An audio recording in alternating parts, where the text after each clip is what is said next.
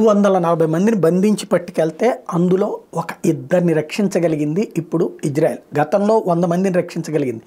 వాళ్ళని మొదట తీసుకెళ్తున్న టైంలోనే పట్టుకోగలిగింది. తర్వాత 140 మంది వాళ్ళ దగ్గరే ఉన్నటువంటి సందర్భంలో ఇప్పుడు ఇద్దరిని రక్షించగలిగింది. వీళ్ళు ఏం చేశారంటే ఇప్పుడు అర్థమవుతున్నటువంటిది అందరినీ ఒకే చోట పెట్టకుండా బందీల్ని అట్లయితే గతంలోకి మళ్ళీ దొరికిపోతారని చెప్పేసి ఒక్కొక్క ఇంట్లో ఇద్దరిద్దరిని పెట్టి ఆ ఇంట్లో Hamas మద్దతుదారుల్ని పెడుతున్నారన్నమాట.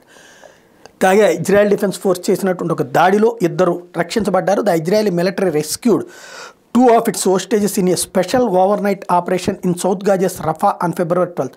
The 2 men were identified as 60-year-old Fernandez Simon Marman and 70-year-old Louis Har.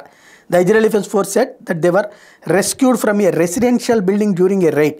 The Israel Defense Force said in a statement that the rescued hostages are in good condition and are being medically examined. వాళ్ళని పరీక్షించి వాళ్ళిద్దరూ బాగానే ఉన్నారని తేల్చారు. విషయం ఏంటంటే రఫా మీద దాడి జరుగుతోంది. అందుకే వీళ్ళందరినీ ఫస్ట్ ఉత్తర గాజాలు అనుకున్నారు, కాదని తేలింది. దక్షిణ గాజాలు అనుకున్నారు, కాదని తేలింది. కార్న్ యూనిస్ కాదని అనుకున్నారు, అది కాదని.